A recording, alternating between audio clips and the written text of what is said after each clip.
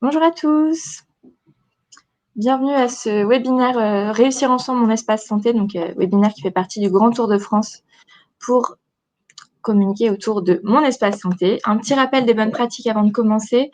N'hésitez pas à poser vos questions. Donc dans l'onglet questions, vous avez un onglet chat et un onglet questions. Donc, si vous pouvez les poser ici, ce sera plus simple pour moi pour les traiter. On ne pourra peut-être pas répondre à toutes les questions aujourd'hui, mais ne vous inquiétez pas, on fera une foire aux questions qui sera mise en ligne sur le site de l'ANS, donc isanté.gouv.fr. Donc toutes les questions auront leur réponse. N'hésitez pas à vous mettre en plein écran pour pouvoir bien lire le support. Vous recevrez le replay juste après la fin de ce webinaire et pour les personnes qui voudraient récupérer les slides, n'hésitez pas à nous écrire sur monespacesanté@isanté.gouv.fr. Voilà, Dominique, je te laisse la main et puis bon webinaire à tous. Merci Elodie, bonjour à tous. Ravi de vous retrouver pour ce webinaire autour de ce grand projet qu'est Mon Espace Santé. Ce qu'on vous propose aujourd'hui, c'est un webinaire assez long, donc assez copieux, qui va durer environ 1h30, avec 3 séquences. Et chacune des séquences est organisée de la même façon. On va diffuser chaque fois un petit film en introduction de 7-8 minutes, puis quelques transparents que je vais commenter pour bien expliquer de quoi on parle. Et ensuite, on répondra à des questions-réponses pour chaque séquence. Donc, une première séquence autour de un rappel sur la feuille de route du numérique en santé, sur l'engagement qu'il y a autour de tout ça. Une deuxième séquence sur les services socles à destination des professionnels de santé des établissements de santé. Donc vraiment toute la partie de la feuille de route qui est consacrée aux professionnels. La séquence 3, pour vraiment rentrer dans les détails de ce qui va se passer avec cette plateforme citoyenne cette fois-ci, donc patients, usagers, assurés, citoyens, mon espace santé. Et on terminera juste pour vous donner quelques informations pour toute une dimension de concertation autour de ce webinaire et de l'arrivée de mon espace santé pour tous les citoyens français. En gros, voilà, au 1er janvier 2022, il va y avoir un espace numérique de santé personnel qui va être ouvert pour tous les citoyens français. Donc, c'est un moment assez historique. C'est jamais arrivé dans notre pays dans le passé. Cet espace numérique de santé, il est lié à toute une feuille de route autour du numérique en santé. C'est pour ça qu'en fait, il va y avoir ces 3 séquences pour bien expliquer en fait que ça va être la partie visible de tout un iceberg. Et le maître mot en fait de ce webinaire, de ce Tour de France du numérique en santé, c'est le mot collectif. C'est-à-dire que c'est pas l'État qui arrive ou les pouvoirs publics qui disent voilà ce qu'on propose et voilà ce qu'on fait, regardez, c'est on propose, l'État essaye de faire une partie du chemin, mais c'est la mobilisation de l'ensemble des acteurs, qu'ils soient acteurs publics, professionnels de santé, établissements de santé, éditeurs, start-up industriels, patients eux-mêmes et citoyens. C'est dans notre engagement collectif qu'on réussira à faire réussir, je l'espère en tout cas, du fond du cœur, ce grand projet régalien, souverain et citoyen. Voilà, donc je vous propose sur la première séquence qui est un rappel de la feuille de route du numérique en santé, toutes les avancées qu'on construit dans l'ombre avec énormément d'énergie tous ensemble depuis maintenant 2 ans, de faire un petit point avec la diffusion d'un premier film qui va durer à peu près 7-8 minutes. Et après, on se retrouve.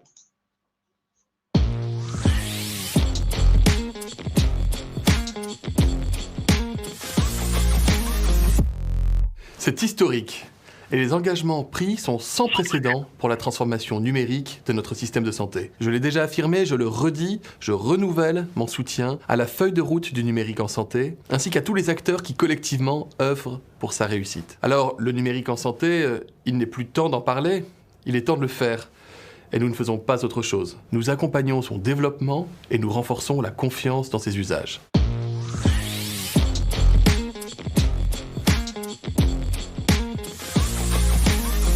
Bon, le point de départ de la feuille de route du numérique en santé, c'est un rapport que nous avons remis à la ministre avec Anne-Laure Coury en septembre 2018, qui faisait un état des lieux de la e-santé en France et qui proposait une trajectoire. Le constat, il est sans appel, notre pays n'est pas au niveau. Les logiciels de santé ont fleuri partout dans les cabinets médicaux, à l'hôpital, mais sans référentiel commun, sans socle commun. Et le résultat, c'est que ces logiciels, ils parlent pas le même langage, ils savent pas communiquer entre eux de façon sécurisée. On dit qu'ils sont pas interopérables. Après, on a des professionnels de santé qui sont exaspérés par le manque d'ergonomie de leurs logiciels. Alors face à ce constat, la feuille de route, elle part d'une conviction profonde, qui est la nôtre. c'est qu'il n'y aura pas d'hommes ou de femmes providentiels, il n'y aura pas un logiciel miracle qui résoudra tous nos problèmes. La seule solution, c'est d'être enfin capable de s'engager collectivement, ensemble. On veut en France un numérique en santé qui soit humaniste.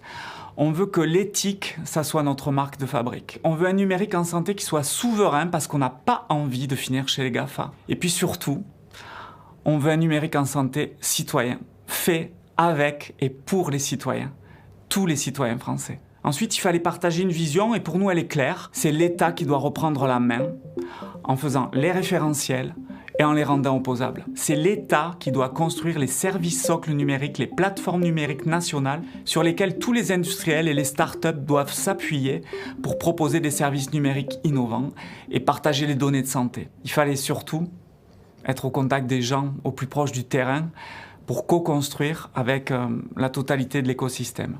On a construit une charte d'engagement à cette feuille de route que la quasi-totalité des industriels de la e-santé en France ont signée. Et puis on a organisé aussi des sortes de célébrations de nos héros de terrain de la e-santé, comme les talents de la e-santé par exemple.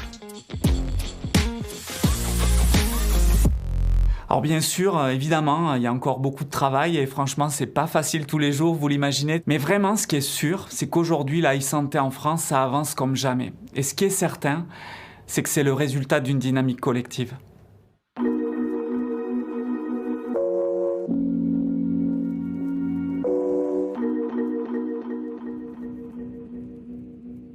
Notre doctrine commune, il s'est avéré que c'est celle de l'État-plateforme. L'État-plateforme, ça paraît être un gros mot de fonctionnaire un peu hors sol, mais en réalité, c'est très concret. C'est tout simplement s'inspirer du mode de gouvernance d'une ville pour urbaniser les systèmes d'information en santé. Dans une ville, les pouvoirs publics, ils font deux choses. Ils construisent les règles, le code de la route, le code de l'urbanisme, etc. Mais ils développent aussi les infrastructures de base qui permettent l'échange et le partage. Les routes, les ponts, le réseau d'égouts. En revanche, ils laissent l'écosystème, proche du terrain, notamment privé, faire les maisons individuelles.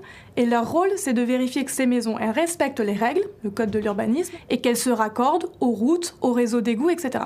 Et bien, dans le numérique en santé, c'est exactement la même chose. Nous, notre rôle, c'est de faire les règles qui prennent racine dans trois grands piliers.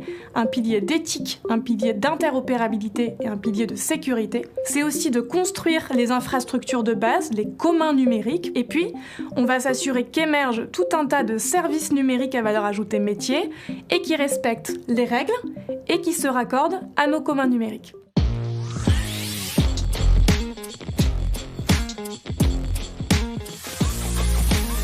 Le numérique en santé est un enjeu majeur pour l'assurance maladie. Il y a plus de 20 ans, la carte vitale est entrée dans nos vies. Depuis, Amélie.fr, le compte Amélie, Amélie Pro sont des outils qui se sont progressivement imposés dans la vie quotidienne des assurés et des professionnels de santé. Aujourd'hui, nous voulons engager une nouvelle étape. Permettre aux assurés sociaux d'être davantage acteurs de leur santé, pour aider les professionnels de santé à communiquer entre eux et faciliter également la communication entre les professionnels et les assurés. Et puis bien sûr simplifier les conditions d'exercice, la vie quotidienne de ces professionnels. Et donc c'est cette feuille de route du numérique en santé qu'on veut partager. On a les mêmes objectifs, on a les mêmes ambitions, ils sont élevés et on va la déployer tout au long de cette année 2021 et 2022.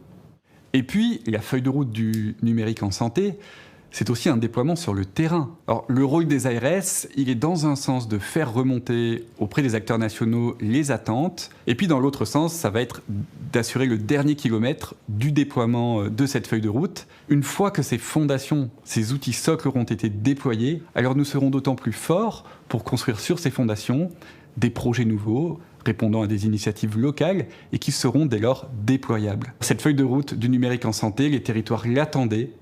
Sa mise en place est aujourd'hui une condition indispensable au succès de nos projets de terrain.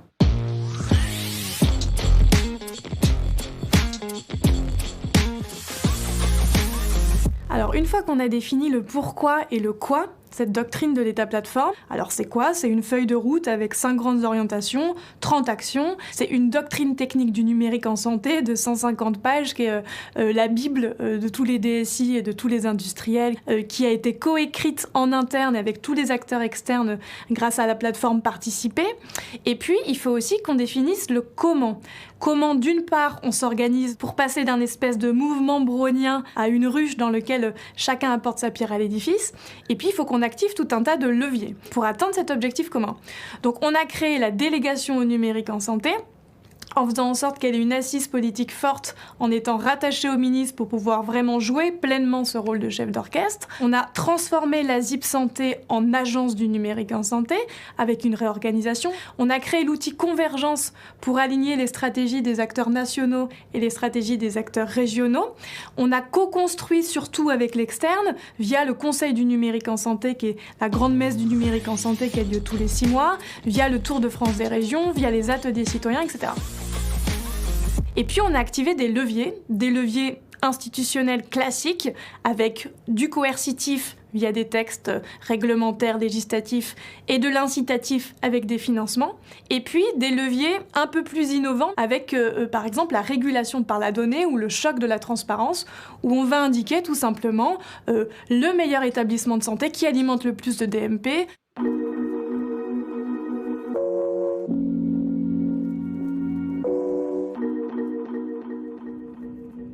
En juillet 2020, Olivier Véran, notre ministre, dans le cadre des négociations Ségur, a décidé de consacrer 2 milliards d'euros pour le numérique en santé en France, dont 600 millions d'euros dans le secteur médico-social et 1,4 milliard dans le secteur sanitaire pour accélérer le partage sécurisé des données de santé. En parallèle, dans le cadre de France Relance et du plan d'investissement d'avenir, un marché clé a été consacré à la santé digitale pour soutenir la filière industrielle de l'e-santé en France et pour stimuler l'innovation. Jamais dans toute l'histoire du numérique en santé en France, il y a eu un tel engagement de l'État. Jamais il y a eu une telle mobilisation collective.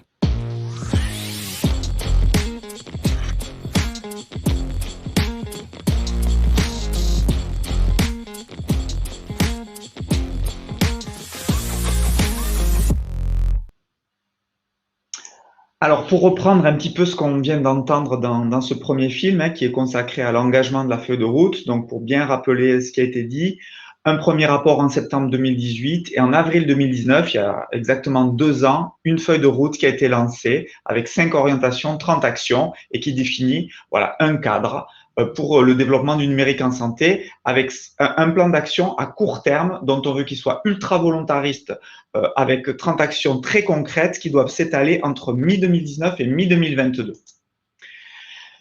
Ces actions, ces orientations, on va y rentrer un petit peu plus dans le détail au fur et à mesure, elles doivent d'abord s'inscrire dans un cadre de valeurs. Les valeurs, on croit et on assume notre romantisme, c'est qu'on voudrait du numérique en santé en France qui affiche l'éthique et l'humanisme comme son emblème. Voilà, ça doit être notre marque de fabrique, l'éthique dans le numérique en santé en France, en Europe. On veut du numérique en santé qui est souverain. Je suis directeur d'établissement de santé, ça fait 20 ans que je suis dans le domaine du numérique, ça fait 20 ans que je défends qu'en France et en Europe, on doit avoir une souveraineté. Moi, j'ai pas envie que parce qu'on n'est pas capable de se mobiliser collectivement, on n'arrive pas en fait à construire nos plateformes, nos outils socles pour garantir en fait que notre système de santé numérique il soit basé sur un cadre de valeurs qui nous correspond. J'ai pas envie qu'on finisse chez Google demain. Et on veut aussi que notre numérique en santé il soit citoyen. Bien sûr qu'il est fait pour les professionnels de santé, les établissements de santé, mais il doit être aussi et surtout construit pour le citoyen lui-même, pour l'usager, qui doit être partie prenante en fait de ces outils numériques pour pouvoir devenir acteur de son parcours de soins. Et la vision dont Laura a parlé tout à l'heure, c'est la vision d'un État qui reprend la main, qui fait pas tout, mais qui fait les socles, qui fait les référentiels avec la métaphore de la ville dont parlait Laura Letourneau tout à l'heure. Cette maison et les 30 actions de la feuille de route, elles sont résumées sur ce schéma avec plein d'acronymes un petit peu compliqués, mais qui décrit exactement notre vision et les actions concrètes qu'on mène. Les fondations, vous voyez, les référentiels SOC, on voit à l'écran, les services SOC sont des briques nationales d'État régaliennes qui constituent notre souveraineté, comme les routes, les ponts, les communs et le code d'urbanisme dont parlait Laura Letourneau tout à l'heure dans le film. Et ça, on l'impose à l'ensemble des acteurs du numérique en santé pour qu'enfin on ait un numérique en santé qui soit cohérent.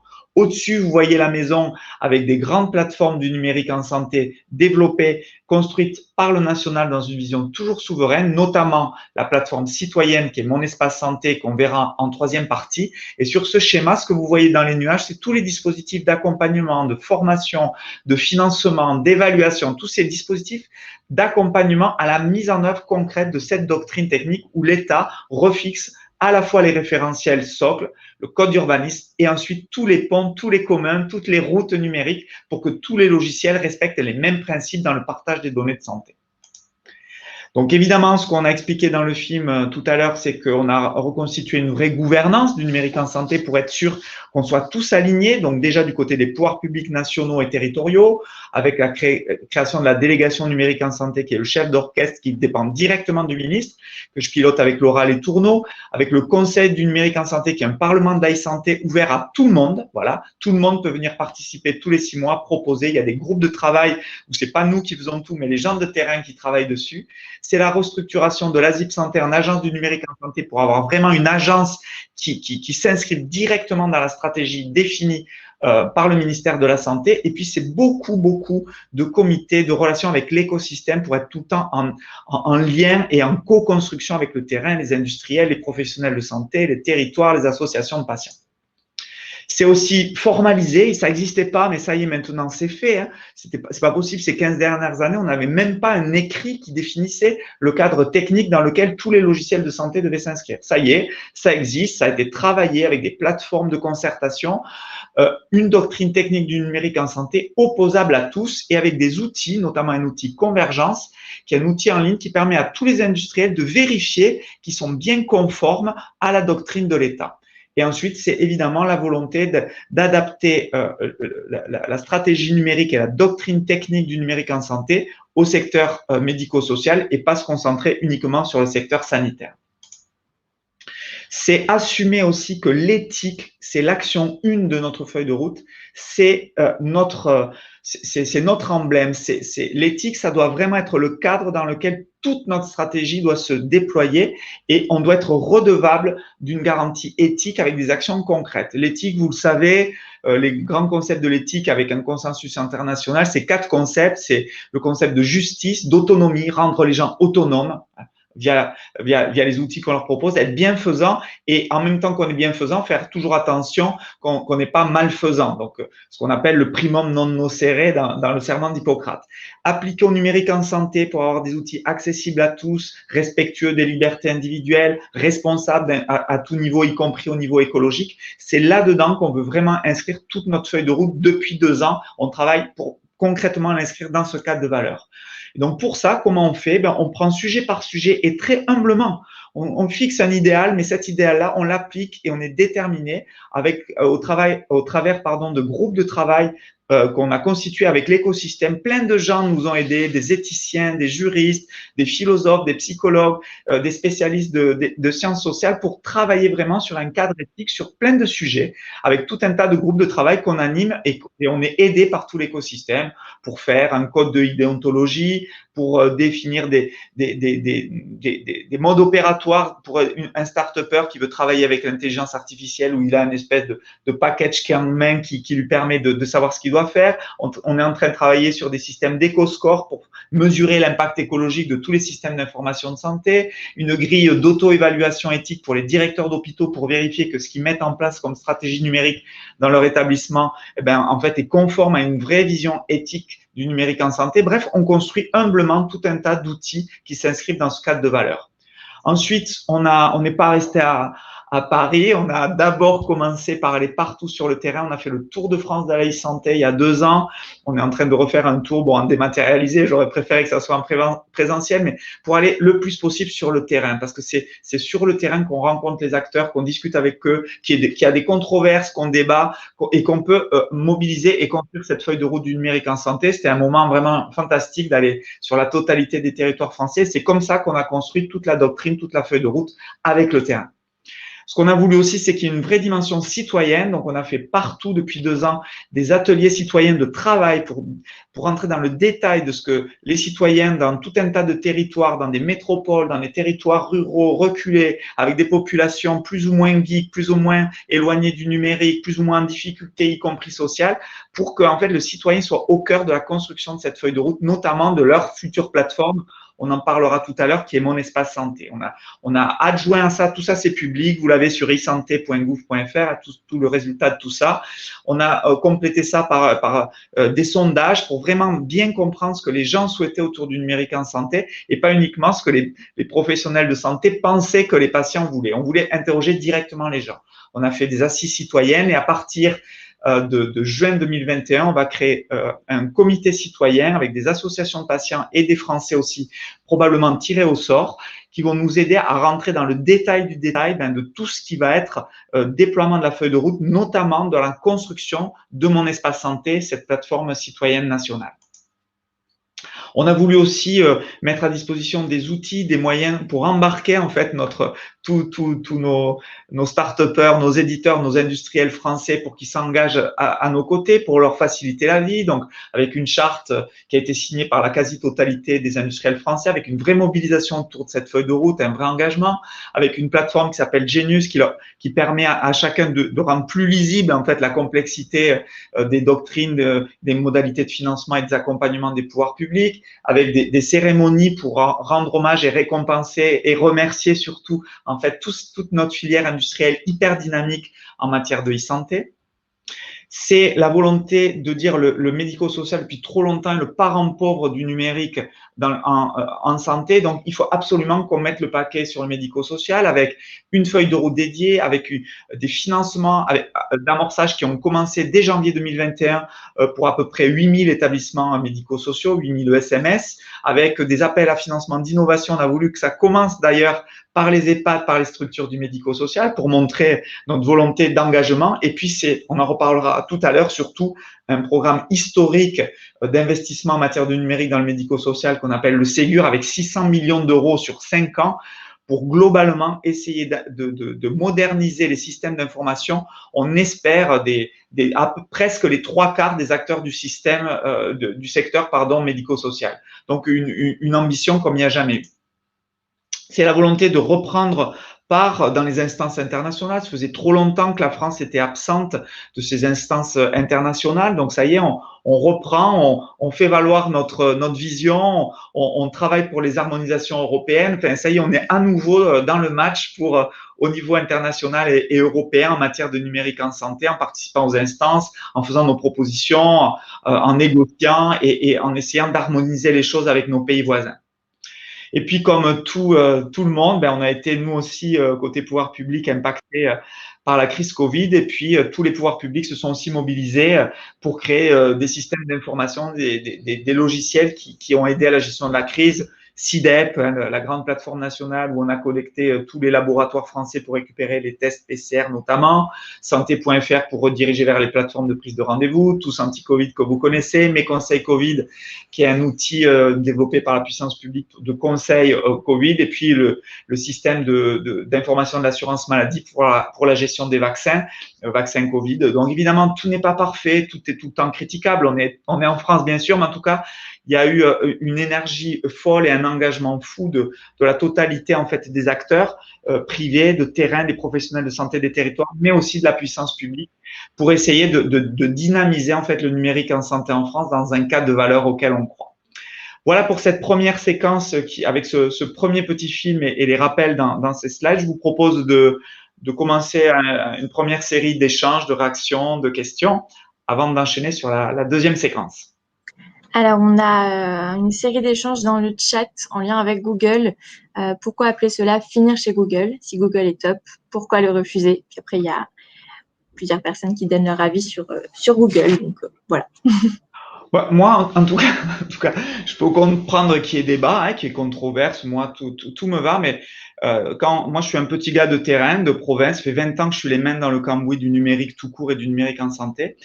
Et ma conviction profonde, c'est que le numérique, c'est une révolution qui est au moins aussi déterminante que celle de l'imprimerie.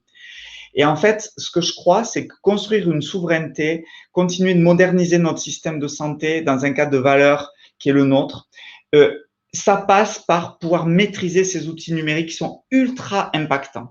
Et concrètement, je pense qu'il y a une place très importante à jouer en France et en Europe pour chercher notre propre voie en matière du numérique avec, encore une fois, l'éthique, la sécurité, le RGPD qui soit au cœur, en fait, du numérique qu'on développe en Europe. Et cette souveraineté, pour moi, c'est la seule garantie, non seulement, en fait, des emplois du futur. Moi, j'ai pas envie que que nos enfants disent vous avez abandonné la souveraineté numérique dans 15 ans comme on a abandonné l'industrie ou la souveraineté dans l'industrie il y a 15 ans en arrière. Ce que je pense, c'est qu'il y a un enjeu énorme derrière de modèles de société, de systèmes de santé. Et donc, c'est pour ça que je crois qu'à la fois, on peut travailler avec des industriels, avec les plateformes, avec les GAFA, mais on doit construire notre propre voie. C'est ma conviction profonde. On a une question complémentaire. Y a-t-il une véritable interdiction d'utiliser les services des GAFAM, pourtant labellisés HDS? Il n'y a pas d'interdiction à utiliser les systèmes des GAFAM, c'est pas la vision. La vision, c'est de dire qu'en revanche, ce qui garantira la souveraineté française, c'est-à-dire les socles, voilà, tous les services socles dont on va parler dans la séquence 2, les plateformes, l'endroit où sont stockées les données résumées pour les Français, l'identité nationale de santé, l'espace de confiance de messagerie sécurisée, la nouvelle version du dossier médical partagé, toutes ces briques socles qui garantissent la souveraineté, ça, il faut que ça reste quelque chose qui soit français. En revanche, que des services tiers construits par des opérateurs tiers, étrangers, GAFA, et il n'y a aucun jugement moral de ma part, qui puissent venir se connecter et respecter notre cadre à nous. C'est comme ça qu'on imagine en fait cette logique d'État-plateforme. L'État fait pas tout, mais l'État fait ce qui nous permet de rester souverain et de maîtriser en fait notre système de santé. Concernant le comité citoyen lancé en juin 2021, quelles sont les modalités de tirage au sort? Alors ça, on va en reparler en troisième séquence, mais en gros, les modalités seront précisées publiquement au mois de juin. Une question en lien avec l'éthique. Comment peut-on consulter les avancées des groupes de travail sur le socle éthique? Alors, il y a la totalité des travaux de la feuille de route du numérique en santé. On peut le retrouver sur la plateforme isanté.gouv.fr. Voilà, ça c'est le premier point. Le deuxième point, c'est qu'il y a un bilan tous les 6 mois sur les travaux des groupes éthiques dans le cadre du Conseil du numérique en santé qui est ouvert à tous. Donc, n'importe qui peut s'inscrire, il n'y a pas besoin d'être un représentant institutionnel, tout Français peut s'inscrire.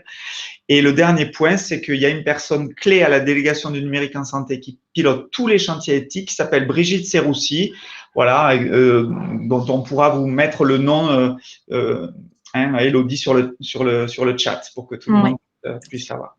Je vous mets ça dans le chat tout de suite. Une dernière question avant de passer à la deuxième partie. Comment seront mobilisés les budgets annoncés dans le cadre de la sécurité suite au développement de la cybercriminalité?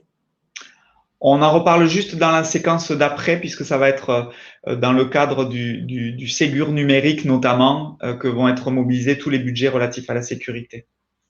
Et bien dans ce cas-là, on passe à la séquence 2.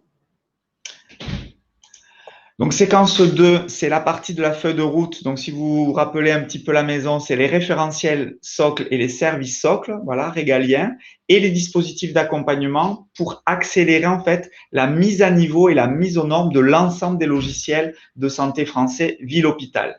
Donc, je vous propose à nouveau de regarder un petit film de 7-8 minutes consacré à cette partie, puis on se retrouve juste après.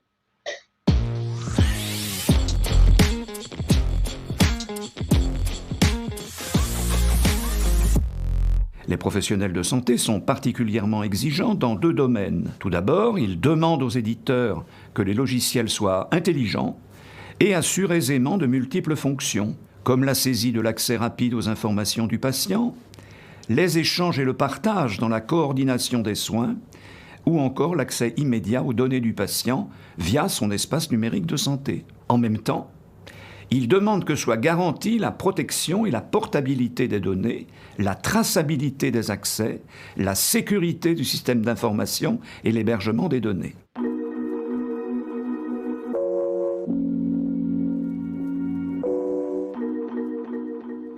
L'Agence du numérique en santé apporte sa contribution à la maison de la e-santé en construisant les fondations de la maison, c'est-à-dire en mettant en place tous les référentiels d'identité, d'interopérabilité et de sécurité, d'éthique de la e-santé. Il est essentiel d'avoir une identité numérique pour tous, de savoir qu'un patient, tout le monde va l'appeler pareil et qu'on sera sûr que ce soit lui. On élargit ces référentiels au secteur médico-social, ce qui fait qu'ils peuvent accéder à des services qui n'existaient pas jusqu'à présent, comme la carte CPS dématérialisée, et tout ça en toute sécurité. L'Agence du numérique, elle est aussi là pour accompagner les établissements de santé qui sont victimes d'attaques de cybersécurité.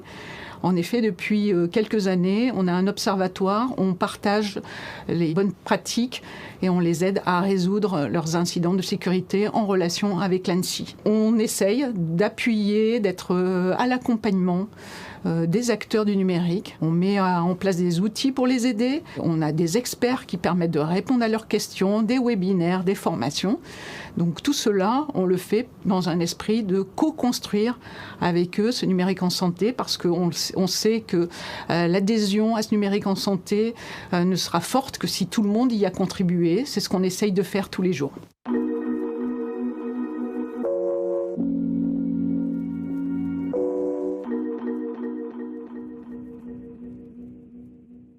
Mon espace santé va s'appuyer sur le dossier médical partagé. Et donc l'un des enjeux majeurs de l'année 2021 et l'année 2022, c'est de progresser dans l'alimentation de ce dossier médical partagé. 2 projets vont venir progressivement dans la vie quotidienne des Français. C'est la e-prescription d'abord, la dématérialisation du circuit de l'ordonnance entre les médecins et les pharmaciens, et également entre les médecins, les infirmières, les masseurs-kinés, les biologistes. Ça va changer en profondeur les relations. On va passer progressivement d'une logique de papier à une logique dématérialisée. Une autre petite révolution qui va progressivement s'enclencher à compter de 2022, c'est la dématérialisation de la carte vitale. On va pouvoir la mettre sur son smartphone, qui va là encore simplifier la vie quotidienne des assurés et des professionnels de santé. Le Health Data Hub est une des 3 plateformes nationales du numérique en santé. Il a été créé il y a un peu plus d'1 an. Il doit permettre aux porteurs de projets innovants d'accéder à des données non nominatives via une plateforme technologique extrêmement sécurisée. Donc les données pourront y être croisées et analysées dans le respect du droit des citoyens pour conduire des projets qui visent à améliorer la qualité des soins et l'accompagnement des patients. Bien sûr, la recherche en santé en France n'a pas attendu le Health Data Hub pour se faire, mais notre offre de valeur consiste à accélérer et à multiplier des projets à fort potentiel. La Direction générale de l'offre de soins, dans le cadre de la feuille de route, pilote 4 actions. Une action qui s'appelle e-parcours. Elle permet d'offrir un bouquet de services numériques pour les professionnels qui interviennent auprès de patients complexes. La deuxième action s'appelle Open. C'est un programme de soutien des établissements de santé pour moderniser et sécuriser leur système d'information. La troisième action, c'est la certification des systèmes d'information hospitaliers. Et la dernière, enfin, c'est le soutien au développement de la télémédecine et du télésoin. En France, le numérique se construit aussi avec le médico-social. Notre objectif, un dossier usager informatisé pour chaque personne, âgée ou handicapée, accompagnée à domicile ou en établissement. Un dossier 100% accessible, dont chaque usager aura la maîtrise. Un dossier 100% sécurisé pour garantir la confidentialité de ses données. Un dossier 100% communicant pour faciliter la coordination des professionnels de son parcours. Nous testons dès à présent les outils du programme ESMS numérique au travers d'une phase d'amorçage. Gestionnaires, professionnels, éditeurs, agences régionales de santé, conseils départementaux, nous comptons sur votre mobilisation.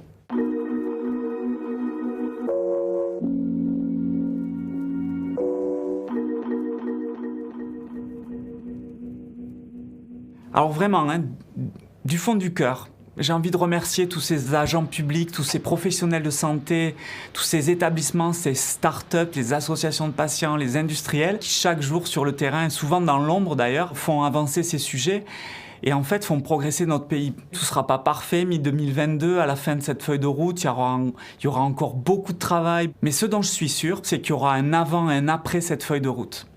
On est clairement en train d'écrire collectivement une page de l'histoire de la santé en France. En fait, pour conclure, je dirais que depuis 15 ans, la France est en milieu de peloton, je dirais, en matière de e-santé en Europe, mais je suis sûr que d'ici 2-3 ans, on sera maillot jaune.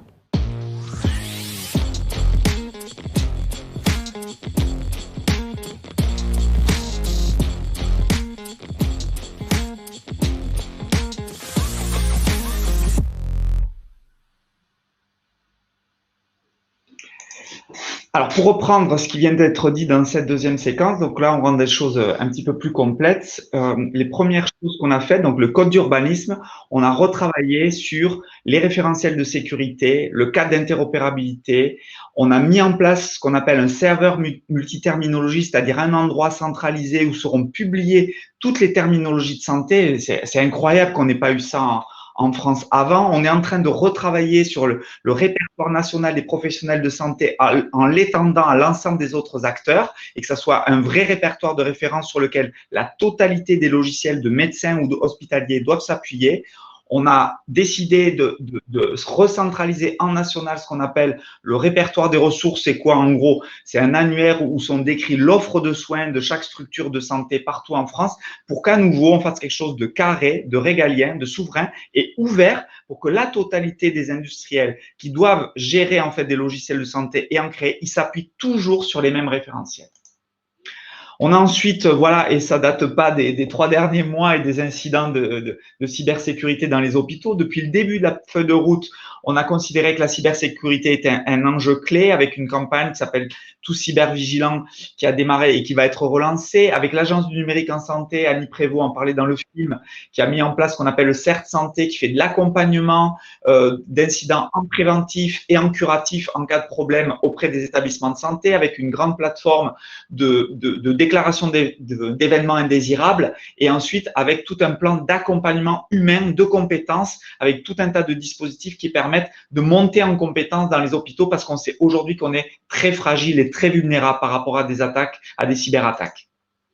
C'est l'identité nationale de santé. Enfin, imaginez quand même que c'est fou, notre pays, on n'avait toujours pas une identité numérique pour parler du même patient. Hein. Ça veut dire qu'on n'est jamais la même personne quand on est un patient numériquement entre son pharmacien, son médecin généraliste, son hôpital. Enfin, c'était fou d'avoir imaginé construire un numérique en santé en France sans avoir une identité qui permette de partager des données de santé de façon sécurisée en étant sûr qu'on parle bien de la même personne. Donc, cette identité nationale de santé, ça y est, elle est construite, elle a été inscrite dans la loi. L'assurance maladie propose un téléservice qui propose à tous les logiciels maintenant de l'intégrer pour être sûr qu'on parle bien du même patient, de la même personne, dès lors qu'on stocke et qu'on échange des données numériques. C'est la dématérialisation des outils numériques des professionnels de santé. Franchement, on ne va pas rester encore 15 ans avec une carte en plastoc pour les médecins, avec cette carte CPS du professionnel de santé. Donc, on dématérialise, on est en train de développer tous les usages d'une carte dématérialisée pour que ça corresponde aux usages d'aujourd'hui pour nos médecins, nos professionnels de santé, avec une brique clé qu'on appelle Pro Santé Connect, qui est un jeton d'identification électronique sécurisé qui va devenir la norme dans tous les logiciels de santé français, ville, hôpital. Là encore, on normalise, on standardise, on unifie, on harmonise les briques de sécurité d'accès aux logiciels de santé. C'est l'arrivée de la carte vitale dématérialisée, donc voilà, qui se développe, qui est en train d'être testée et qui va se généraliser à partir du milieu de l'année prochaine. Cette e-carte vitale qu'on appelle l'appli carte vitale, elle servira comme une carte vitale physique à la même chose quand on ira chez son médecin pour la télétransmission du feuille de soins, mais elle servira à d'autres usages, par exemple pour des téléconsultations en distanciel, mais aussi cette carte vitale dématérialisée, cette appli carte vitale, elle servira pour les patients eux-mêmes, pour les citoyens eux-mêmes, d'avoir un moyen sécurisé d'accès à leurs données de santé avec un moyen le plus simple possible depuis leur smartphone. C'est la volonté et l'énergie énorme qu'on met pour déployer en France ce qu'on appelle un espace de confiance de messagerie sécurisée de santé qui permet à des messageries, des outils de messagerie divers et variés, publics, privés, de dire vous respectez le même cadre, vous êtes interopérables entre vous et on a enfin un espace qui permet d'échanger des données de santé de façon sécurisée parce qu'on ne peut pas continuer, et je regrette de le dire, de partager en fait des données de santé aujourd'hui sans sécurité sur Gmail, sur WhatsApp. On ne peut pas continuer, c'est des données sensibles, les données de santé. On ne sait pas ce que ces données de santé vont devenir. Donc, refixer un cadre sécurisé, c'est essentiel pour notre pays. Et donc, depuis 2 ans, dans l'ombre, sur le terrain, c'est des sujets pas très glamour, mais on n'a pas le choix, il faut se retrousser les manches. On est en train d'équiper tous les établissements de santé progressivement, les médecins, débugger ces outils, régler les problèmes techniques, les plateaux techniques, la biologie, les radiologues, etc., le médico-social aussi, pour avoir des outils de messagerie sécurisés, voilà, souverains et qui permettront, on le verra en 3e partie, de discuter avec les patients eux-mêmes, avec les citoyens français eux-mêmes, avec des canaux sécurisés, et puisque la messagerie est un des outils qu'on retrouvera dans mon espace santé. C'est le dossier médical partagé, j'en reparlerai plus longuement tout à l'heure, qui est complètement refondu à l'intérieur de mon espace santé avec une vision beaucoup plus citoyenne. J'en reparlerai tout à l'heure. C'est ce dont parlait Thomas Fatome de l'assurance maladie tout à l'heure, la e-prescription, voilà, qui est testée, qui est travaillée avec des premiers médecins, avec des premières pharmacies, avec des premiers éditeurs et avec la volonté de généraliser ce système de e-prescription sur l'ensemble des territoires et des cas d'usage à partir de l'année prochaine.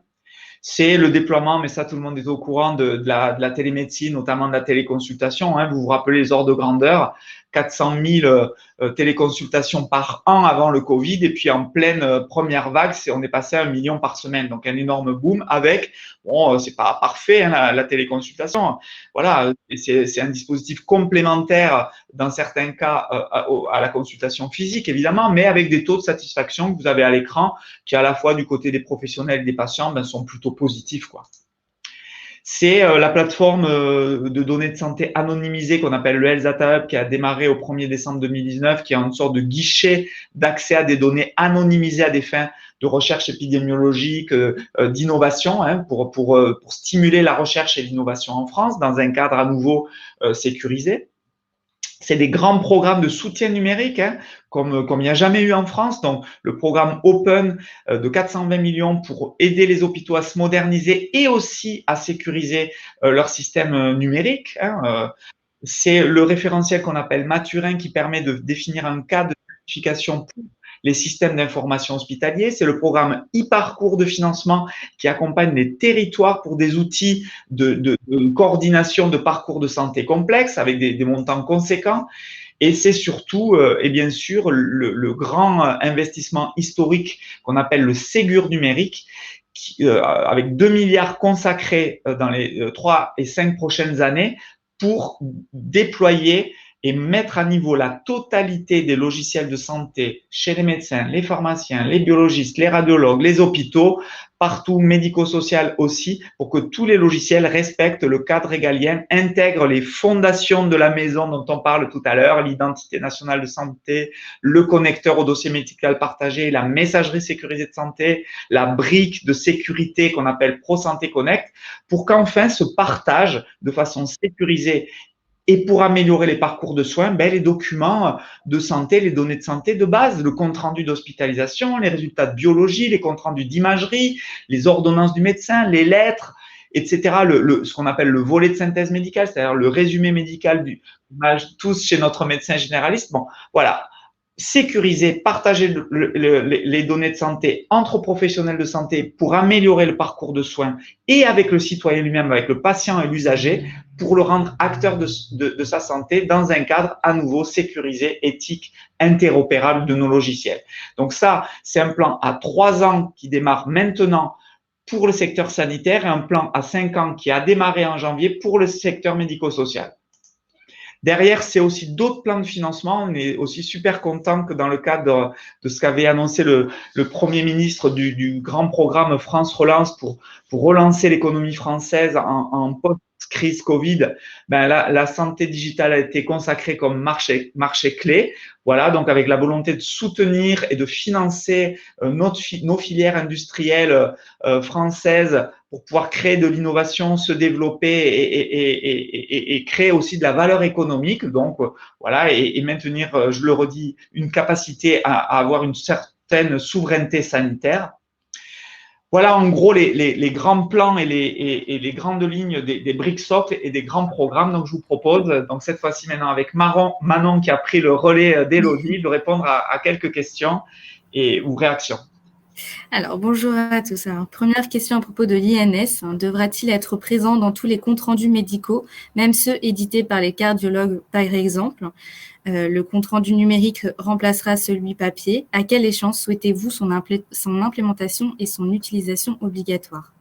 Alors, l'identité nationale de santé, en fait, va devenir obligatoire dès maintenant, puisqu'elle existe, l'identité nationale de santé. Tous les logiciels aujourd'hui peuvent l'implémenter. On a développé notre service SOC. Je dirais que du côté des pouvoirs publics, on a fait notre boulot. Maintenant, c'est aux industriels de l'implémenter dans tous les logiciels, que ce soit le logiciel du dossier patient de l'hôpital, le RIS ou le PACS du radiologue, le SGL du laboratoire de biologie, le logiciel de cabinet médical du médecin, tout le monde doit intégrer désormais l'INS parce que ça va devenir l'obligation pour l'échange des données de santé. Donc ça c'est clair. Et ensuite, pour le partage en fait des données de santé dont je parlais tout à l'heure avec le Ségur, la question posée était sur le compte rendu d'imagerie. Ça sera la même chose pour les résultats de biologie, ça sera la même chose pour les comptes rendus d'hospitalisation. En fait, toutes ces données, c'est dès en fait le mois de juin, on va sortir dans le cadre du Ségur tous les appels à projets pour financer l'équipement en logiciel mis à niveau, labellisé par l'État, compatible avec ces briques clés, et il y aura un dispositif d'accompagnement financier du côté des professionnels de santé, des établissements de santé, dès lors qu'ils auront mis à jour leur logiciel avec le tampon labellisé par l'État, il y aura des financements pour les accompagner et les aider à ce partage des données de santé. Une autre question, quel est le calendrier pour la mise en œuvre de la certification SI des établissements de santé? Le calendrier, alors le référentiel de certification SI des établissements de santé s'appelle Maturin, voilà. Et le calendrier, c'est concertation cette année sur le deuxième semestre de cette année avec l'ensemble des FEDE pour bien définir le cadre du référentiel, avec une mise en œuvre qui démarrerait en expérimentation à partir du 1er janvier 2022. Est-ce que tous les établissements hospitaliers devront intégrer le programme Open? Quels impacts pour les éditeurs de SIH? Alors, sur le programme Open, en fait, c'est en gros, à la grosse louche, c'est à peu près la moitié des établissements de santé qui ont été retenus dans le cadre du plan Open. Le programme Ségur numérique, qui va prévoir aussi des enveloppes pour les établissements de santé pour le partage sécurisé des données de santé et pour la mise à niveau, la mise aux normes de leur logiciel, notamment ce qu'on appelle la GAM, c'est-à-dire la gestion administrative, et leur DPI, c'est-à-dire leur dossier patient, là, il y aura des financements où à nouveau, tous les établissements de santé seront éligibles et globalement, en fait, il y aura des appels à projets qui vont démarrer dès cet été auxquels pourront souscrire la totalité des établissements de santé. Il faudra aussi, en fait, on ne financera pas comme ça juste sur la bonne mine. Il faudra que derrière, l'établissement de santé puisse prouver qu'il a mis à niveau son logiciel et qu'il joue vraiment le jeu du partage des données de santé via la messagerie sécurisée de santé et via le dossier médical partagé. Et c'est comme ça qu'on financera au résultat, à l'usage. C'est ce qu'on appelle le financement à l'usage. Concernant les personnes âgées, notamment qui n'ont pas forcément de smartphone, comment cela va se faire pour l'application Carte Vitale?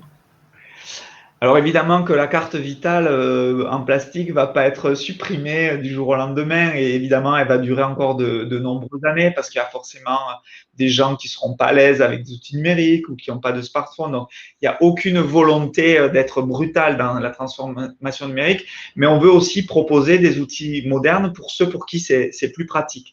Donc ce qu'on dit sur les dispositifs d'accompagnement pour les gens éloignés du numérique pour une raison ou pour une autre, pour la e-carte vitale, pour l'appli carte vitale, ça sera exactement le même sujet pour Mon Espace Santé, qui est aussi une application numérique. Il y aura toujours dans les hôpitaux, chez son médecin, la possibilité de récupérer des données en papier. Évidemment qu'on veut rester, je le dis depuis le début, dans une vision humaniste de la santé en France, mais on doit aussi avancer si on veut que notre pays progresse et se retrouve aussi en train d'être maître de son destin dans la construction du système de santé de demain. En effet, il y avait aussi également 2-3 questions à propos des outils numériques, comment ça va se passer pour les patients qui n'ont pas d'ordinateur ou de smartphone. Voilà, on a eu 2-3 questions autour de ça. On reparlera tout à l'heure dans la 3e séquence, Manon, de Mon Espace Santé, de tous les dispositifs d'accompagnement aussi par rapport aux gens éloignés du numérique.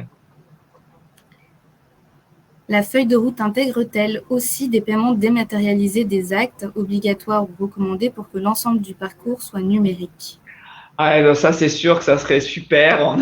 Pour tout vous dire, on en parlait encore cette semaine avec l'assurance maladie. Nous, c'est clairement quelque chose qu'on a en tête dans la feuille de route, mais dans les priorités là, des prochains mois, ça sera pas la priorité. On essaie vraiment de faire de mettre le paquet et toute l'énergie qu'on a et nos moyens aussi humains sur vraiment le parcours de soins, les données de santé, les données de facturation. Évidemment, il faudra qu'on arrive à cette dématérialisation complète. Je suis tout à fait d'accord, mais il faut prioriser aussi.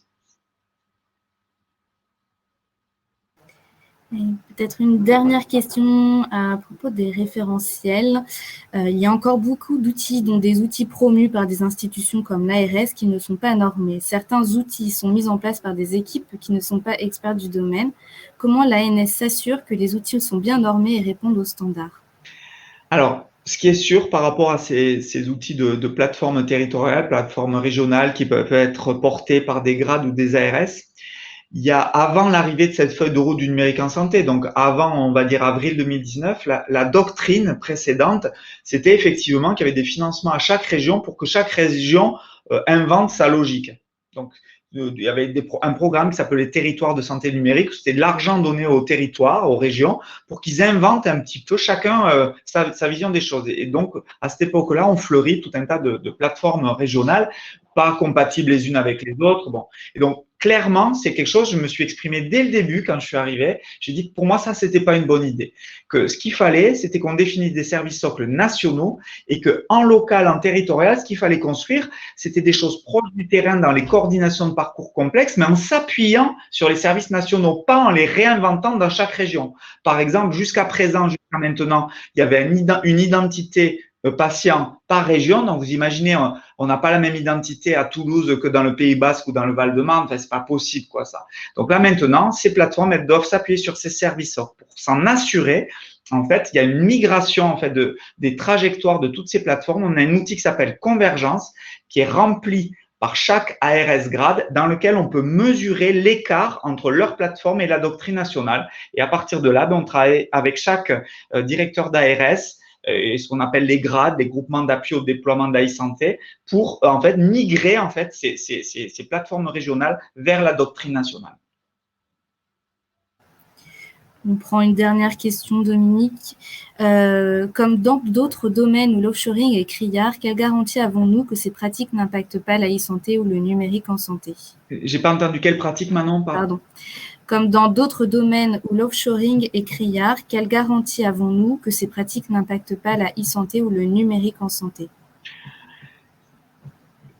Dans la vie, rien ne sera parfait, bien sûr. On ne peut pas tout contrôler. On est dans une démocratie, bien sûr. Mais en tout cas, ce qui est sûr, c'est que tout ce qu'on construit sur la feuille de route, notre volonté, on est vraiment totalement sincère et engagé. Croyez-moi, on y passe nos nuits et toutes nos vies là-dedans. En fait, ça sera dans une vision où on essaie vraiment de faire du qualitatif pour maintenir notre éthique, notre souveraineté, notre vision ultra citoyenne en fait de ce sujet. Et donc, je peux pas garantir que rien ne sera parfait, que tout sera parfait dans le futur et qu'il y aura pas des anicroches.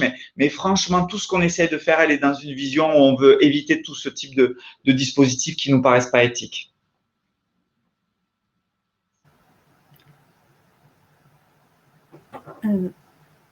Alors, pourquoi dans les cas des personnes éloignées du numérique, sans ordinateur, sans smartphone, ne pas les aider financièrement ou avec une formation? Alors, on va en parler dans la troisième partie. Il y aura toute une communication, tout un programme d'accompagnement qui va se travailler territoire par territoire avec ce qu'on appelle la notion d'ambassadeurs numériques qui peuvent être des institutions, mais aussi des personnes, des volontaires à qui on donnera tous les moyens d'accompagner parce qu'on veut vraiment jouer sur cette logique, vous l'avez compris, collective et donc solidaire. Donc, aider ses voisins, aider les gens de son entreprise, aider ses parents s'ils n'y arrivent pas. Voilà. Donc, toute cette volonté-là, il y aura des kits, il y aura certaines structures qui seront aussi financées et on appellera ça les ambassadeurs numériques. On peut passer à la partie 3. Merci, Manon. Alors, séquence 3, là, on va rentrer vraiment dans le détail de ce qu'est cette plateforme numérique nationale citoyenne qui s'appelle Mon Espace Santé, qui va être ouverte pour tous les Français à partir du 1er janvier 2022. Donc, à nouveau, je vous propose de visualiser un petit film explicatif qui dure 7-8 minutes et on se retrouve juste après.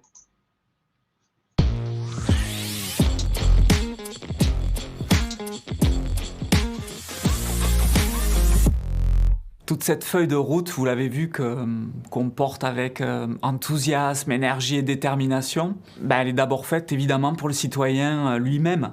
Et donc pour aller au bout de nos idées, de nos convictions, il fallait construire un outil, une plateforme, un espace numérique de santé pour que chaque personne puisse être acteur de sa santé au travers du numérique en gérant ses données de santé, pour la prévention, pour organiser son parcours de soins, pour faire de la télémédecine. Le nom de code de cette plateforme numérique nationale, c'est Mon Espace Santé. Mon espace santé est un projet très ambitieux qui vise tout simplement à transformer le parcours de soins des assurés. Concrètement, c'est quoi ? Un espace numérique, sécurisé, personnel, hébergé en France, qui va réunir pour chaque assuré ses données de santé. Mais ce n'est pas simplement ça. C'est aussi une messagerie sécurisée entre les assurés et les professionnels de santé. C'est un agenda partagé de santé et c'est un catalogue d'applications référencées. C'est donc tout un écosystème qu'on veut construire autour de mon espace santé. C'est un projet ambitieux. Le ministère des Solidarités et de la Santé en a confié la réalisation à l'assurance maladie. J'en fais donc une priorité, avec un point de vigilance, un souci permanent, accompagner nos assurés les plus précaires pour qu'eux aussi ils s'emparent de mon espace santé.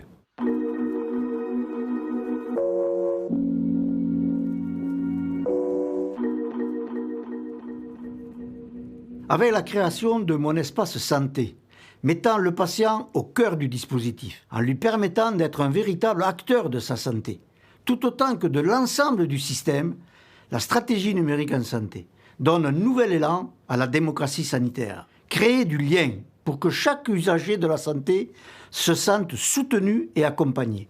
Rapprocher et faire participer tous les acteurs pour plus d'humanisme, afin qu'aucun citoyen ne soit laissé de côté. C'est l'éthique que nous portons au sein de la stratégie du numérique en santé.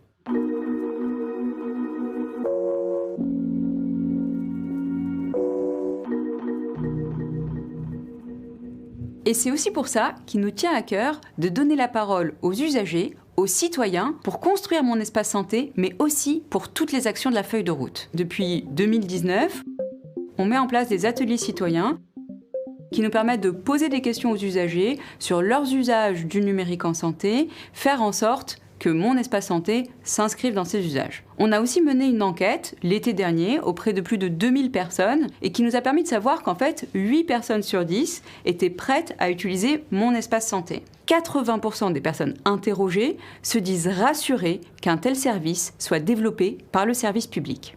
Et en 2021, pour encore plus appliquer la démocratie sanitaire aux enjeux du numérique, nous allons lancer un comité citoyen d'une forme nouvelle, en associant des usagers tirés au sort, mais aussi des associations de patients. Il participera à la construction de mon espace santé et de ses différentes fonctionnalités. Notre objectif est d'ouvrir ce nouveau service public numérique à tous, par défaut, dès le 1er janvier 2022.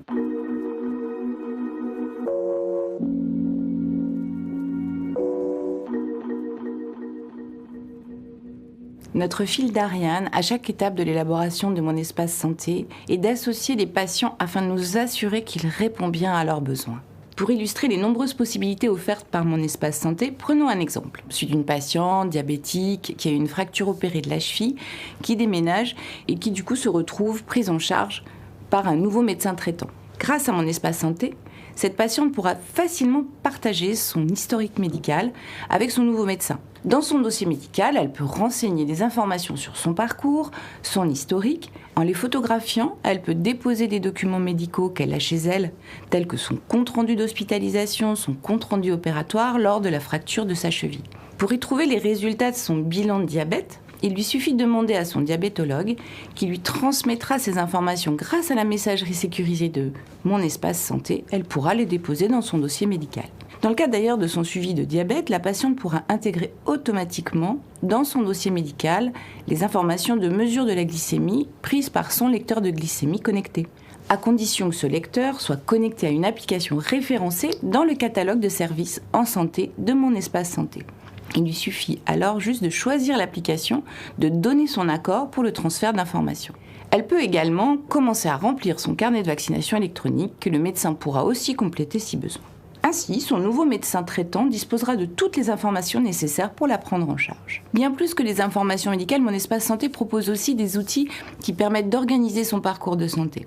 Grâce à Mon Espace Santé, elle aura automatiquement accès depuis un seul agenda sécurisé à tous les rendez-vous médicaux pris avec les différents professionnels de santé qui la prennent en charge. Dans un premier temps, Mon Espace Santé sera testé à l'été 2021 par la population de 3 départements, où chaque usager recevra alors un courriel ou un courrier personnel de l'assurance maladie lui expliquant comment activer Mon Espace Santé. Les retours de ces premiers utilisateurs nous permettront d'améliorer le produit avant sa généralisation à toute la population à partir de janvier 2022. L'assurance maladie accompagnera au plus près les assurés dans leur prise en main de Mon Espace Santé.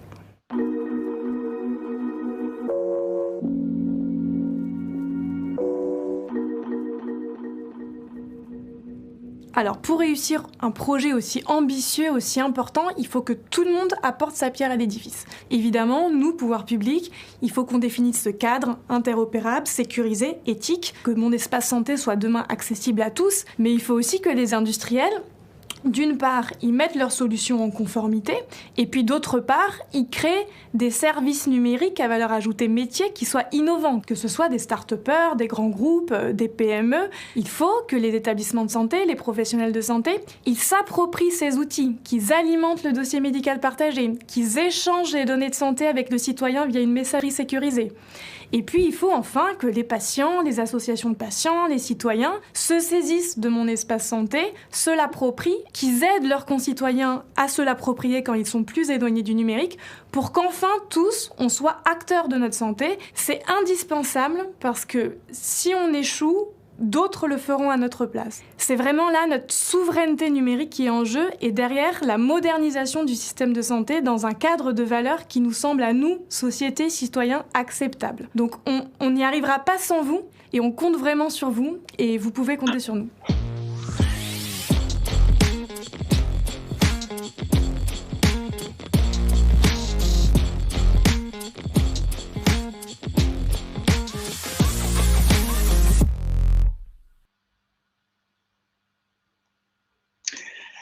Donc, pour reprendre ce qui a été dit dans le film, pour bien fixer les idées, donc Mon Espace Santé, c'est un outil qui est construit pour les citoyens, pour les usagers, pour les patients, et construit avec eux, en fonction de leurs besoins. C'est pour ça qu'on y travaille depuis 2 ans avec ces ateliers citoyens. Donc, c'est un service qui est à destination des citoyens, mais évidemment, vous l'avez compris, qui implique forcément les professionnels de santé pour pouvoir partager les données de santé en provenance d'un médecin ou d'un hôpital. C'est un service, c'est une application, c'est une plateforme numérique qui a été construite et imaginée en concertation avec l'ensemble de l'écosystème, les associations de patients. On a vu tout à l'heure Gérard Raymond, on a beaucoup travaillé avec son association, avec des usagers sur le terrain, mais aussi avec des professionnels de santé, des institutions, des acteurs de terrain, des industriels, pour essayer de bénéficier en fait de toute la connaissance et de toutes les bonnes idées. Et ça continuera comme ça de s'améliorer dans le temps. L'idée, c'est de réfléchir à une interface fluide, simple, conçu de façon simple pour que ça soit le plus naturel possible en fait pour les gens. Vous l'avez compris, dans Mon Espace Santé, il y aura 4 briques clés. Donc, le dossier médical partagé revisité, qui est un endroit sécurisé où on peut ranger ses données de santé. On pourra soi-même, en tant que patient, citoyen, usager, mettre ses antécédents médicaux soi-même, renseigner ses allergies, inscrire sa personne de confiance, ses directives anticipées. Tout ça, on pourra le mettre dans un endroit sécurisé, comme une sorte de pense-bête médicale. Et ensuite, on pourra le partager, on pourra gérer les consentements d'accès et de partage pour la gestion de son parcours de soins avec son médecin, avec son hôpital. Et évidemment, ce dossier médical, il est partagé, c'est-à-dire que les médecins dans l'autre sens, les hôpitaux dans l'autre sens, ils pourront eux aussi l'alimenter, mais vous l'avez compris tout à l'heure, il faut que leur logiciel soit compatible et que leur logiciel soit bien labellisé pour être capable de le faire. Première brique. Deuxième brique, la messagerie sécurisée de santé. Tous les professionnels de santé dont je parlais tout à l'heure qui sont désormais équipés d'une messagerie sécurisée de santé, ils pourront dialoguer avec les patients par un canal sécurisé. C'est un agenda santé sécurisé où tous les événements santé, ses rendez-vous, ses rappels, tous les événements liés à sa santé, ils pourront être centralisés dans un agenda. Et ensuite, il y aura en plus de ça, dans la même logique qu'on explique depuis le début de l'État qui fait un socle, mais qui est un socle ouvert, où les industriels, les start-upers, les hôpitaux peuvent imaginer des services numériques innovants en s'appuyant sur les fondations d'État, il y aura un catalogue d'applications numériques, de prévention, de diagnostic, de prise de rendez-vous, d'organisation de son parcours de soins, d'un glucomètre connecté, d'outils de télémédecine, d'une application de gestion de sa grossesse, d'une application pour l'insuffisance cardiaque. Toutes ces applications, elles auront vocation à être candidates, à être tamponnées, labellisées par l'État pour être disponible dans ce catalogue. Et dès lors que l'application est dans ce catalogue, le citoyen, il aura la garantie de pouvoir synchroniser et récupérer des données de santé gérées par ces applications pour les mettre dans son dossier médical partagé, dans son agenda, dans son serveur de messagerie à lui. Donc tout ça, ça a été cadré par une loi en juillet 2019 qui explique qu'à partir du 1er janvier 2022, ça sera disponible dès la naissance pour tous les citoyens français. Et dans la loi est précisé aussi quels sont les types de services numériques qu'on pourra retrouver dans le catalogue d'applications numériques. Donc, vous voyez dans le texte qui est prévu par la loi, des outils de prévention, de diagnostic, de soins, d'orientation dans l'offre de soins, d'information sur l'offre de soins. Tous ces services, ils auront vocation en fait à être candidats à ce catalogue d'applications numériques de santé tamponné, référencé par l'État, mais développé par l'ensemble de nos innovateurs en France. Ce qui est important dans la philosophie de Mon Espace Santé, ça c'est un point qui est vraiment clé, c'est que le patron des données de santé, on veut que ce soit le citoyen lui-même. Les données de santé, in fine, elles appartiennent au citoyen lui-même. C'est lui qui doit pouvoir les gérer, donner les consentements d'accès en disant ben, cette donnée de santé, je la partage ou je la partage pas.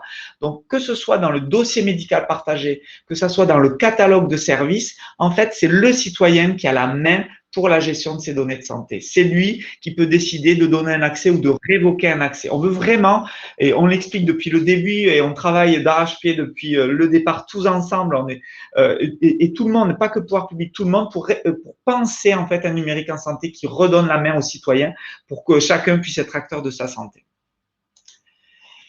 C'est un mécanisme nouveau et très innovant, puisque ça non plus, ça n'avait jamais été fait en France, notamment pour le DMP.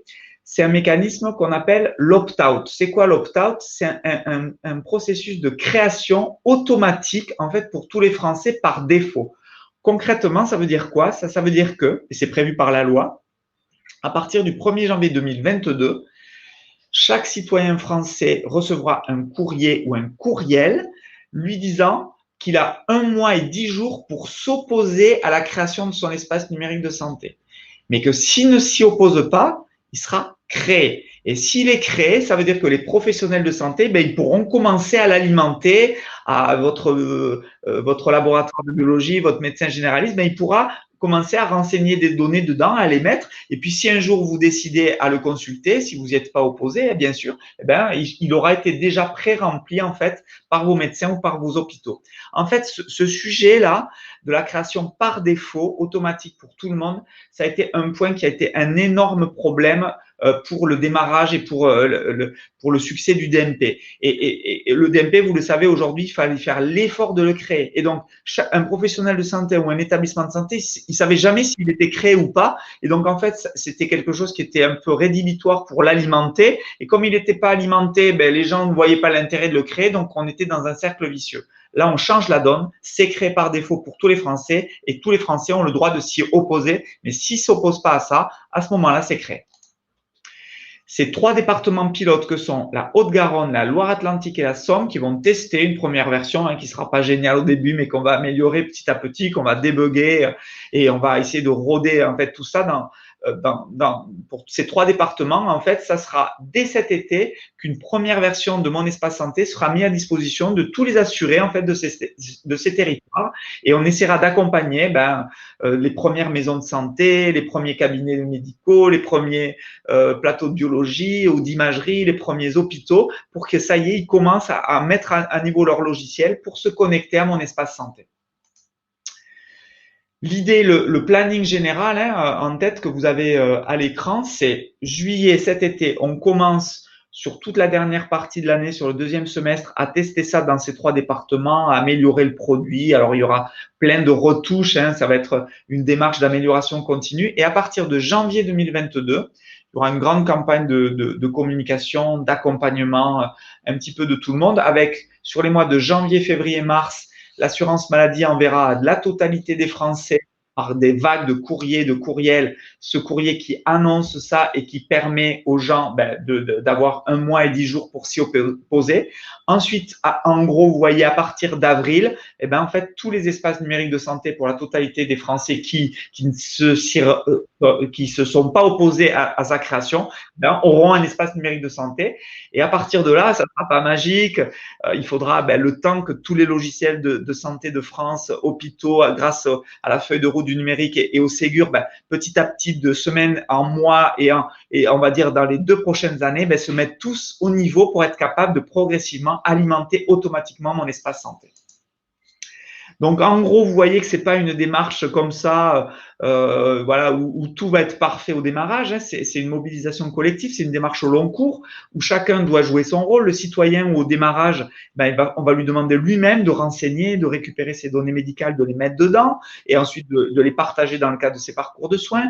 C'est nous, puissance publique, toutes les données importantes qu'on a à notre disposition, par exemple les données de vaccination ou les tests qu'on a récupérés dans nos systèmes d'information de dépistage, on alimentera évidemment automatiquement votre espace numérique de santé. Et puis, on va accompagner les professionnels de santé pour que progressivement leur logiciel soit mis à niveau, compatible avec mon espace santé. Et on va les accompagner pour qu'ils jouent le jeu du partage de données de santé avec leurs patients. Globalement, ce que vous voyez, c'est le maître mot un peu de cette intervention, de ce petit webinaire, c'est de dire que, en fait, bien sûr que quand ça va arriver, on est en France et on n'est pas candide. On sait très bien qu'il y aura les sarcasmes, les critiques. On est la France, on fait souvent de l'autoflagellation, de l'autodénigrement, de la critique permanente, tout ça. On le sait, mais c'est pas notre sujet. Nous, avec sincérité, ce à quoi on croit, c'est qu'on a une opportunité unique. Si on se met ensemble, citoyens, industriels, professionnels de santé et État, chacun faisant sa part du boulot, on a une opportunité quand même unique et historique de construire humblement, pas à pas, dans la durée, une vraie plateforme numérique de santé éthique et citoyenne qui, à mon avis, préfigure d'un système de santé à la fois modernisé, mais qui garde ses valeurs basées sur la solidarité. Donc, si on revoit les petits écrans que vous avez vus rapidement dans le film, vous voyez, il y aura sur son téléphone ou son ordinateur un écran pour s'identifier. On pourra le faire avec sa carte vitale, évidemment, dématérialisée quand elle sera disponible. Puis ensuite, on vous listera les applications qui sont référencées que vous pouvez utiliser et qu'on aura tamponné, labellisé pour votre santé. Mais à nouveau, c'est le citoyen qui décide de les utiliser. Vous aurez des endroits pour renseigner vos antécédents familiaux, vos antécédents médicaux, les informations générales de votre santé. Vos médecins ils pourront aussi vous donner des données, vos directives anticipées, enfin tout ce que vous imaginez d'un carnet de santé que vous pourrez vous-même renseigner dans une sorte de coffre-fort numérique sécurisé, hébergé en France. Et puis, c'est la possibilité de récupérer des documents, soit en les prenant en photo, soit en les récupérant par messagerie de vos professionnels de santé et de les ranger, de les classer dans un endroit sécurisé numérique, et ensuite de les partager, si vous le souhaitez, avec vos professionnels de santé quand vous voulez être pris en charge par un médecin ou un hôpital, un petit peu comme aujourd'hui, on a nos papiers dans notre armoire, dans des classeurs ou dans des chemises et on les range, quoi. Là, on aura un coffre-fort sécurisé avec la possibilité de le partager avec nos professionnels de santé qui nous suivent. Ça sera notre messagerie, c'est une messagerie toute simple où on pourra recevoir des informations, des documents médicaux de la part de nos médecins, de nos hôpitaux, mais à nouveau dans un cadre sécurisé. Et puis, ça sera toutes les applications numériques de santé que vous pouvez utiliser. Ça peut être des prises de rendez-vous, des outils de téléconsultation, des dispositifs médicaux connectés, enfin, toutes ces applications. Et c'est vous-même qui pourrez décider en tant que citoyen français usager de les connecter ou pas et de les utiliser ou pas. C'est vous qui avez la main à nouveau en tant que patient citoyen. Voilà.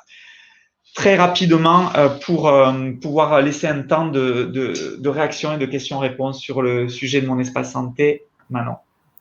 En effet, nous avons pas mal de questions. Première question, l'application Mon Espace Santé sera-t-elle téléchargeable, quel que soit le smartphone ou y aura-t-il un accès au départ sur certains smartphones et puis étendu à d'autres? Alors, sur le premier prototype, la première version qu'on appelle version bêta dans les 3 départements pilotes, ça commencera par une application qui est purement web et qui se reconfigure en termes de taille sur le smartphone. Donc, il n'y aura pas une application à télécharger au démarrage. Et ensuite, évidemment, on sera sur tous les stores pour la généralisation, tous les stores de téléchargement, pour la généralisation au 1er janvier 2022, quel que soit le smartphone. Et de toute façon, il y aura une application en web pur pour n'importe quel type de navigateur. Les logiciels labellisés dispositifs médicaux seront-ils automatiquement référenciés dans le catalogue d'applications ou devront-ils suivre un processus d'homologation? Alors, il y aura un processus d'homologation, évidemment. On va l'appeler processus de référencement. Donc, pour le construire, qu'est-ce qu'on a fait? Comme d'habitude, c'est notre culture à nous. On l'a pas inventé hors sol depuis le 7e arrondissement à Paris. On a ouvert un appel à candidature en décembre dernier, en décembre 2020, où on a sélectionné 30 industriels, 30 outils pour travailler avec eux sur tout le mécanisme de référencement, pour débugger tous les petits détails. Et en gros, le résultat de ces 6 mois de travail avec les gens de terrain sera publié, mis à concertation publique cet été. Donc, vous pourrez regarder, faire des critiques, réagir, etc. Et à partir de tout ça, toute cette concertation publique, à l'automne prochain, voilà, je ne peux pas vous dire précisément à quelle date, mais cet automne, on publiera tout le mécanisme et tout le processus de référencement pour qu'à partir du 1er janvier 2022, tous les dispositifs médicaux, toutes les applications de e-santé puissent candidater à être référencés dans le store. Et ensuite, ça vous expliquera ce que vous devrez faire. Il y aura un site web de référencement, il y aura tout un processus. Ce qu'on veut, c'est à la fois garantir la confiance pour l'usager final, pour les patients, mais on veut que ça soit une plateforme inclusive. On veut pas que ça soit élitiste et trop compliqué, trop technocratique. On veut quelque chose de très pragmatique pour qu'en fait, Mon Espace Santé, ça soit une plateforme qui reçoive beaucoup de services numériques de santé mis à disposition des Français. Nous avons un premier commentaire qui est bravo pour ce projet, puis la question pourquoi les certificats de vaccination Covid ont été proposés d'être intégrés sur tous anti-Covid et non sur le DMP. En fait, le problème qu'on a avec le DMP, c'est ce que je vous expliquais tout à l'heure, c'est qu'il n'est pas ouvert pour tout le monde, on n'en a que 10 millions ouverts. Or, un certificat de vaccination, il doit être proposé à tous les Français. Je vous avoue très sincèrement que je râle énormément que le Covid soit pas arrivé en 2022 parce qu'on l'aurait eu nativement, évidemment, dans Mon Espace Santé, puisque Mon Espace Santé, ça sera créé pour tout le monde. Voilà, donc c'est vrai qu'il y a une part de frustration pour moi que cette satanée épidémie soit pas arrivée un peu plus tard pour qu'on ait vraiment eu tous ces moyens numériques à notre disposition. Mais en tout cas, toutes ces données de vaccination et de tests seront évidemment intégrées dans Mon Espace Santé dès que ça sera disponible. Donc, dès cet été, d'ailleurs, pour les territoires pilotes. Une autre question. Quelle sélection pour l'ambassadeur numérique, tirage au sort comme pour le comité citoyen? À partir de quand sont-ils mis en place? Alors ça, c'est des choses qu'on va tester d'abord parce qu'on ne veut pas être hors sol, on ne veut pas faire des trucs qui correspondent pas au terrain. Donc, on va tester des dispositifs sur les 3 départements pilotes en laissant les acteurs de terrain nous faire des propositions. Et donc là, c'est pour ça qu'il y a dans chaque territoire pilote, la caisse d'assurance maladie fédère les ARS, les métropoles, la ville, l'ensemble des acteurs d'un territoire en disant mais comment on peut faire pour accompagner les citoyens, quels dispositifs sont utiles. Donc on veut le roder pour ensuite clarifier des dispositifs, on va dire sur la fin de l'année et pour le proposer à la totalité des territoires. Mais en tout cas, ça ne se traitera pas que le national, ça sera aussi chaque territoire, chaque région qui le travaillera en local. À propos des départements pilotes, justement, quels sont-ils? Quels sont les 3 départements? La Haute-Garonne, la Somme et la Loire-Atlantique. Si l'assuré ne s'oppose pas à la création de son espace santé, une activation de sa part sera-t-elle quand même nécessaire pour permettre l'alimentation et la consultation du dossier médical par les professionnels de santé et établissements? Bien sûr. En fait, dès lors que vous ne vous opposez pas à la création de votre espace numérique de santé, il y a une procédure d'ouverture de compte sécurisée pour que ce ne soit pas n'importe qui ouvre votre espace numérique de santé à votre place. Donc, cette activation de compte, d'ailleurs, se fera notamment avec votre carte vitale, avec une vérification que c'est bien vous qui êtes en train de créer votre compte sur la plateforme. Donc, évidemment, il y aura une notion d'activation.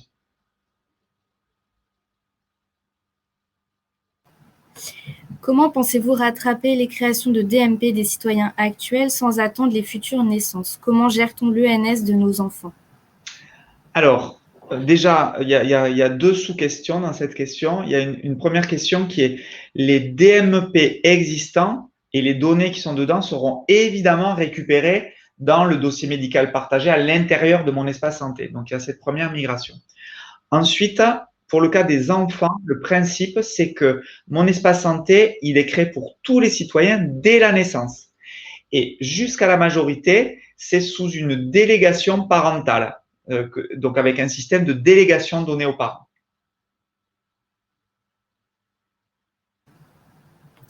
Une autre question, vous avez montré la possibilité d'autoriser ou pas la transmission d'une donnée. Pourra-t-on bien autoriser cette transmission pour des professionnels par nom ou par fonction?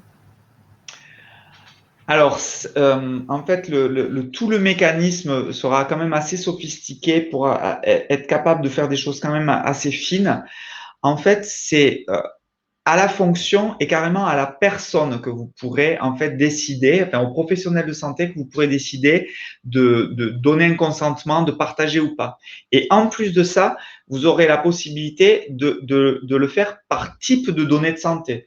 Vous pouvez par exemple considérer que tel et tel type de données de biologie, ben, c'est très large, la totalité de votre cercle de santé ou de vos professionnels qui peuvent y accéder, puis peut-être certaines parties de vos antécédents médicaux où vous considérez que ça, ben, vous préférez que ça soit pas partagé. En tout cas, il y a vraiment la volonté de pouvoir finement donner la main aux citoyens. Il faudra que l'outil soit le plus ergonomique possible. En tout cas, c'est un point clé de mon espace santé, c'est cette gestion des consentements. Je dis pas que tout sera parfait au démarrage, mais en tout cas, il y a une vraie réflexion depuis le départ pour que ça soit quelque chose qui donne vraiment la main à vous en tant que citoyen patient.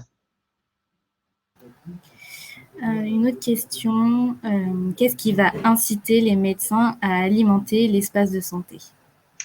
Alors, dans le cadre de ce que je présentais dans la deuxième séquence, vous avez vu, donc il y a le programme Ségur numérique avec des sous déjà. Donc, il y a plusieurs choses. Il y a le premier point, ce que nous disaient souvent les médecins, ils nous disaient, bon, pour partager dans le DMP, déjà, il faut que mon logiciel il marche bien et qu'il soit compatible DMP. Donc, première chose, l'État reprend la main et traite en direct avec les industriels pour aider les médecins à avoir un logiciel qui soit compatible. Donc, c'est l'État qui labellise et c'est l'État qui finance les professionnels de santé pour qu'ils s'équipent d'un logiciel compatible. Donc, ça, c'est un premier financement où on aide les médecins, on leur simplifie la vie en traitant directement avec les éditeurs de leur logiciel. Deuxième point, il y a des financements à l'usage. Ce que je disais tout à l'heure, c'est qu'on va donner, il y aura des financements qui vont démarrer dès cet été avec, dans le cadre notamment des négociations conventionnelles avec l'assurance maladie, mais aussi entre le ministère et les établissements de santé, où on va financer l'usage. C'est-à-dire, on vous donne des financements pour vous aider à vous organiser, à bien partager, bien alimenter le DMP, bien utiliser la messagerie. Donc ça, c'est tout le volet accompagnement incitatif, je dirais. Mais après, il y aura une partie aussi qu'on assume depuis le début, c'est que ça va être obligatoire. Ça veut dire que derrière ça, ça va devenir opposable d'avoir un logiciel compatible. Ça va devenir opposable de partager les données de santé d'un patient parce qu'elles lui appartiennent, ces données-là. Et donc, derrière, on deviendra de plus en plus coercitif aussi. C'est-à-dire qu'un établissement de santé qui jouera pas le jeu de renvoyer à son patient son compte rendu d'hospitalisation en format numérique en plus du papier, il perdra de l'argent. C'est pas uniquement qu'il sera pas financé en plus, c'est qu'il en perdra, il en aura en moins. Voilà. Et donc ça, il y a une volonté d'y aller étape par étape, donc de faire confiance aux acteurs, de jouer le jeu de l'engagement, mais ensuite d'être pragmatique aussi, de dire maintenant faut y aller, quoi. À propos des régions pilotes, y aura-t-il déjà d'autres régions pilotes avant la fin de l'année et sont-elles aujourd'hui choisies? Non, pour l'instant, en fait, pour mon espace santé, il y aura ces 3 départements pilotes. Par contre, pour la mise à niveau des logiciels dans le cadre du programme Ségur, c'est-à-dire mettre à niveau les logiciels pour qu'ils soient DMP compatibles, là, il y a tout un tas d'établissements qui vont partout en France qui pourront candidater, je dirais, à partir de septembre. Et donc, ils pourront candidater à mettre à niveau leur logiciel, à tester la connexion avec le DMP, avec la messagerie. Par contre, l'endroit où ils pourront commencer à dialoguer avant janvier 2022 avec les patients, ça sera que dans les 3 départements. Les autres pourront anticiper en mettant à jour leur logiciel et en touchant des financements pour mettre à jour leur logiciel pour être prêt le plus tôt possible en 2022. Et justement, à propos de ces 3 départements tests, quelle est la durée du test sur ces 3 départements? Entre juillet et décembre 2021. Et une dernière question, est-ce que nous pourrions rêver d'un outil de prise de rendez-vous national afin d'offrir une alternative institutionnelle à Doctolib? Nous, notre volonté dans la vision qu'on a du numérique en santé, c'est que l'État ne va pas construire aujourd'hui un outil de prise de rendez-vous national. On a des acteurs qui le font très bien, Doctolib bien sûr, Maya, Keldoc, il y en a d'autres. Il y a des logiciels hospitaliers qui proposent aussi des prises de rendez-vous hospitalières. Bon, nous, notre volonté, c'est de dire que la souveraineté, elle doit d'abord être sur les données de santé. Et donc, ce qu'on propose à tous ces acteurs de prise de rendez-vous, c'est de leur dire, candidatez à être présent dans le catalogue d'applications référencées par l'État. Et si vous êtes référencé, à ce moment-là, la source où doit être stockée la donnée de santé, c'est mon espace santé, ça c'est souverain et c'est national. Donc proposez vos services de prise de rendez-vous, de gestion de parcours, tout ce que vous voulez, mais jouez le jeu en fait du bien public en proposant de connecter au carnet de santé numérique en fait qu'est mon espace santé et qui lui est construit, garanti par l'État souverain. Voilà un petit peu la vision qu'on a. Pourrions-nous procéder à l'évaluation des outils e-santé de type Doctolib? Pour ma part, j'ai le sentiment d'avoir moins accès à mon médecin. Ça, c'est une vraie question super intéressante, c'est-à-dire forcément, il y a plein d'avantages au numérique et il y a forcément des effets de bord négatifs. Et en fait, pour la personne qui a posé la question, sachez qu'il y a un groupe de travail dans le cadre du Conseil du numérique en santé d'acteurs de terrain qui travaillent que sur ces sujets-là, c'est-à-dire les effets positifs et négatifs de la numérisation. Donc, si vous êtes motivé par ces questions-là, c'est un sujet qui mérite vraiment d'être travaillé. Et donc, ils sont en train de travailler sur une évaluation avec un rapport qui sera rendu public pour partager en fait sur les effets de bord en fait du numérique en santé. Ok. Et nous avons répondu à toutes les questions.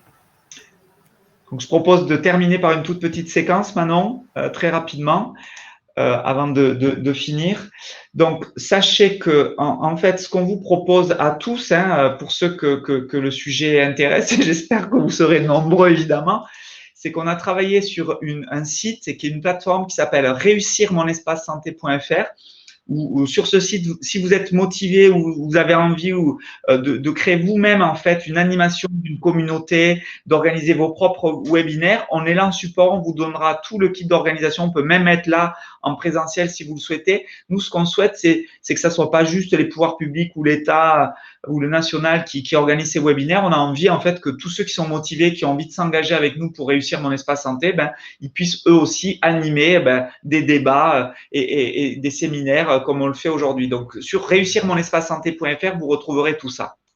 Deuxième point, on vous propose, et Manon va vous mettre ça, le lien en direct dans la messagerie de la visio, en fait, une plateforme qui vous permettra de faire des propositions directement pour participer en nous proposant des nouvelles idées, parce qu'évidemment, il n'y a pas que nous qui avons des bonnes idées. Toute nouvelle idée que vous pouvez avoir de services à proposer dans mon espace santé, de facteurs clés de réussite, de ce que vous pouvez apporter pour nous aider à en faire une réussite locale, territoriale et nationale, en fait, on a un lien qui permet de participer, d'apporter vous-même vos idées. Et on répondra à toutes vos sollicitations. On s'y engage, c'est ce qu'on fait depuis le début. Voilà.